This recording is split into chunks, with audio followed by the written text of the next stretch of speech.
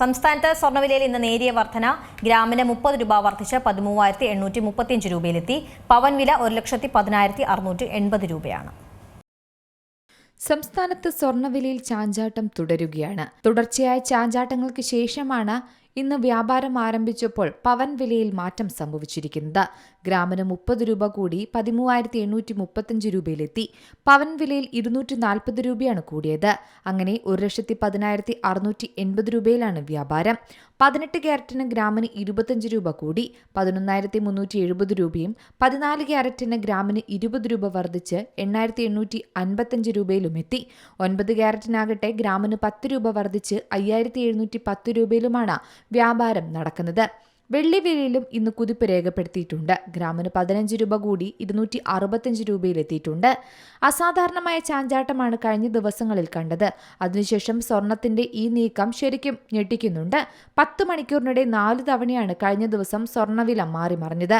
രാവിലെ പവൻ വില 1,11,720 രൂപയിൽ വ്യാപാരം ആരംഭിച്ചെങ്കിലും ഉച്ചയോടെ വീണ്ടും മാറുകയായിരുന്നു. വൈകുന്നേരത്തോടെ വില താഴോട്ടു പോകുന്നതും കണ്ടു.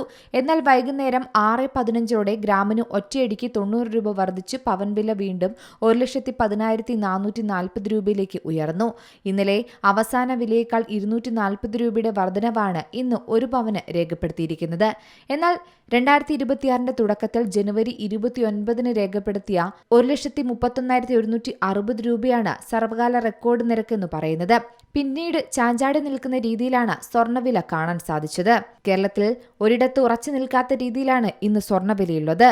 അമേരിക്കൻ പ്രസിഡന്റ് ഡൊണാൾഡ് ട്രംപിന്റെ പ്രസ്താവനയ്ക്കനുസരിച്ചാണ് ഇപ്പോൾ വിപണിയിലെ മാറ്റങ്ങളും രേഖപ്പെടുത്തുന്നത്. അമേരിക്ക ഇറാൻ യുദ്ധത്തിൽ നിന്ന് പിന്മാറുകയാണെന്നാണ് ഒടുവിൽ ട്രംപ് പറയുന്നത്. എന്നാൽ ഇറാനെതിരായ ഭീഷണി തുടരുകയും ചെയ്യുന്നുണ്ട്.